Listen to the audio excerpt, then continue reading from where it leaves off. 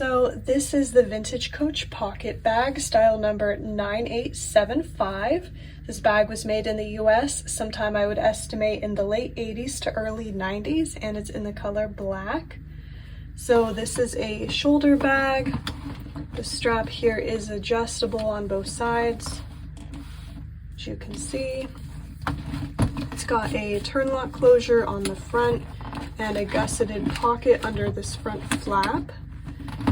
Here's a side view, and then here's the back of the bag. It does have a slip pocket along the back, and then when we open it, again, it's got that front pocket under the front flap, and it's also got a zip pocket along the back of the interior of the bag. And here's what the interior looks like in general, so you can get a better idea.